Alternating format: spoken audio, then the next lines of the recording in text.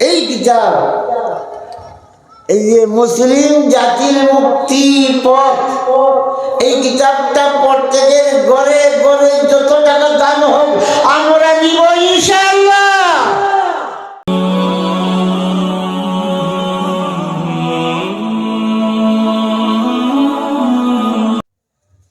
ওয়াজ শুরু করার আগে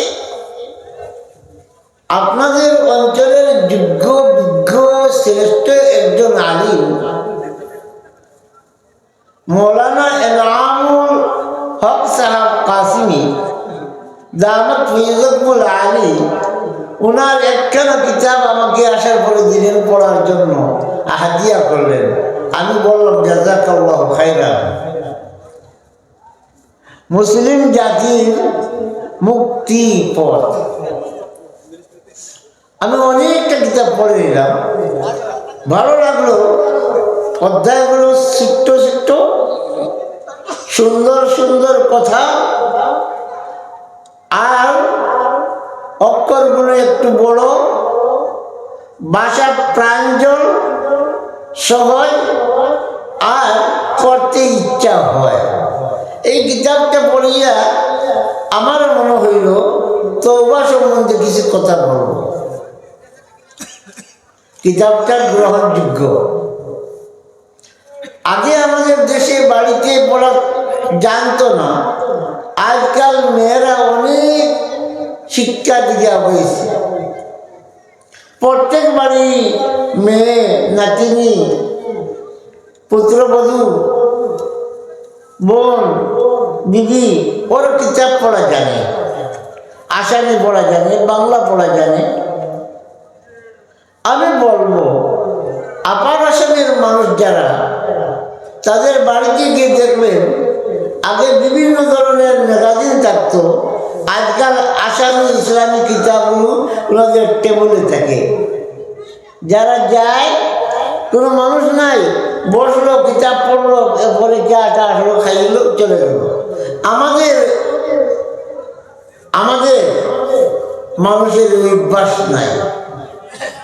ঘর সুন্দর বানায়, টেবিলও সুন্দর বানায়, আলমারিও সুন্দর বানায়, শোকেজ, আর শোকেজের ভিতরে রাখে কুকুর, হরিণ, বাঘ, আর কি কি সুন্দর করে কাপড়ও রাখে না। আল্লাহর বান্দারা যদি ওই দামি আলমারিতে কুকুর, বাঘ, ব্যাঙ, সাপ না রাখিয়া ইসলামী কিতাব রাখতো, তাহলে অনেক ফায়দা হইত। আজকে আমি একটা আবদার করবো আপনাদের খিদমতে, অনেক টাকা আমরা খরচ করি অন্যায়ভাবে। খরচ করিও না, আমি বলবো না, কারণ যারা খরচ করে তারা তো জ্ঞান নাই, পাগল, মূর্খ, যথা মূর্খ। তারা খরচ করে, আমার মতো মোল্লা নিষেধ দিলে কি মানবে? এর জন্য আমি নিষেধ দিব না, খরচ করিও না। জ্ঞান থাকলে তো অন্যায় খরচ করছেন না, অপচয় করছেন না। একটা অনুরোধ করব, এখানে যারা আছেন, জানি না আপনারা সবাই আজ পারেন, কাল পারেন, সপ্তাহের মধ্যে পারেন, এই কিতাব, এই যে মুসলিম জাতির মুক্তি পথ, এই কিতাবটা পড়তে গেলে ঘরে ঘরে যত টাকা দান হোক আমরা নিব ইনশাআল্লাহ। নিবেন কি নিবেন না? সবাই বলেন। আব্বাও দোকানে খরচ করে, ছেলেও খরচ করে, নাতিও খরচ করে। এখন কিতাবকে আব্বাও নিতে হবে, ছেলেও নিতে হবে, নাতিও নিতে হবে ইনশাআল্লাহ। এই কিতাবটা নিলে অনেক কিছু জানতে পারবেন। তওবা নাসুহা সংক্ষেপে উনি লেখছেন,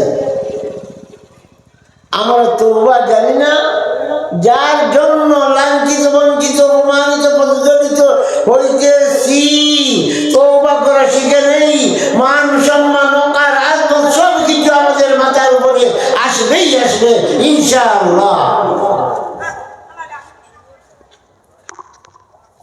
আমাদের বাড়িতে সম্মান আসবে, আমাদের মধ্যে সম্মান আসবে যদি আমরা তওবা করা শিখে নেই। আর তাই মিনাল যামবি বান্দা তওবা করে নেই, তারা এমত হয়ে যায় এই মুহূর্তে মার গর্ভ থেকে জন্ম নিয়েছে, কোনো গুনাহ করে নাই। যারা তওবা করে নেই তাদেরকে আল্লাহ এমত নিষ্পাপ করে দেন। বলেন সুবহানাল্লাহ। যে হাদিস বললাম, আত্তাইবু মিনাজ যামবি কামান লা যামবা লাহু।